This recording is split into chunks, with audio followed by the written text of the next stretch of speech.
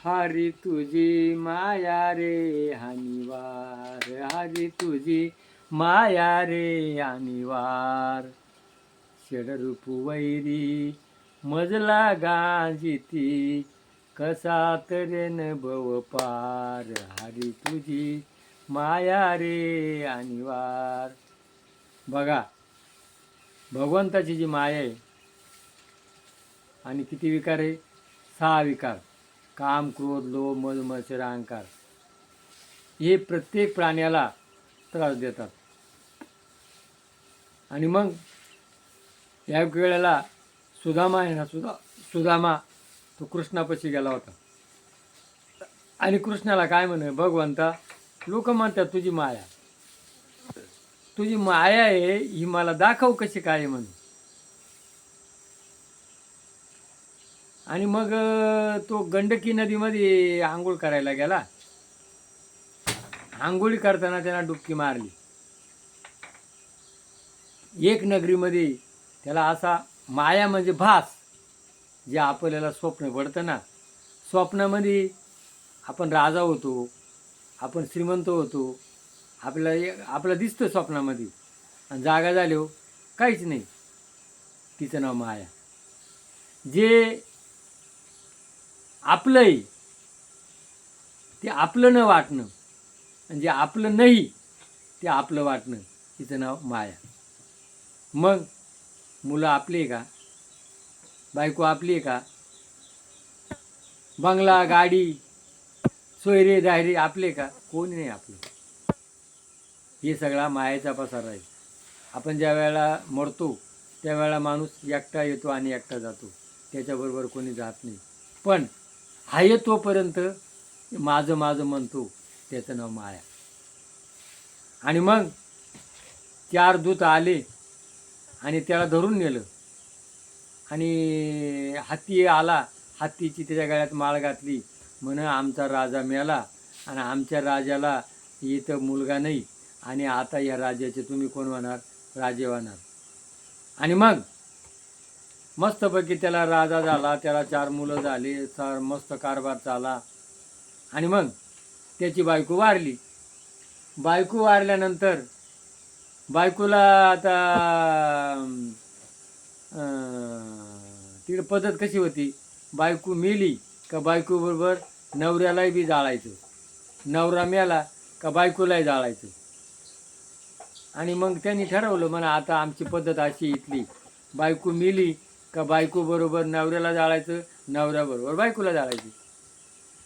आणि मग त्याला धरलं, सरान रचलं, आणि रचल्यानंतर घाबरला. तो काय म्हण, थांबा मी आंघोळ करतो म्हण, आणि मग मला जाळा. आंघोळ करायला गेला, नदीत डुबकी मारली आणि बाहेर निघाला. डोळे उघडले. डोळे उघडले आणि यायला मी तर आंघोळ करतो आणि मला तर हे लोक जाळणार होते. आणि मग त्यांनी भगवंताला पाय धरले, म्हण भगवंता खरंच तुझी माया ही माया आहे. म्हणून भगवंताची माया आहे ना, ही साऱ्या जगाला झापड घालते. आणि मग भगवंताची माया ही केव्हा दूर होती? आपण ज्या वेळेला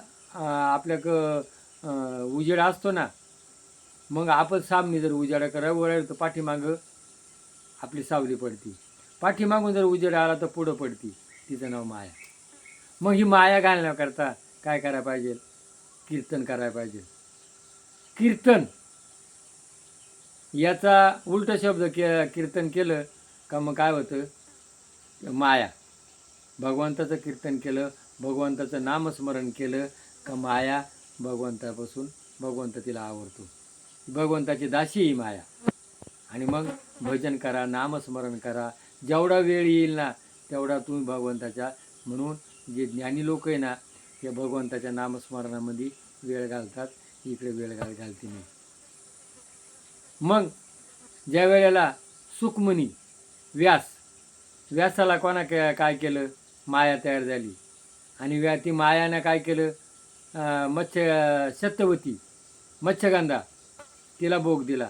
तिच्यापासून पराशर ऋषीनं तिला भोग दिला. पराशर ऋषीपासून कोण झाला? व्यास झाला. आणि व्यासाच्या पोटी कोण झाला? त्याची बायको 12 वर्ष गरोदर होती. तो भगवंताला म्हण माझी बायको 12 वर्ष गरोदर आहे.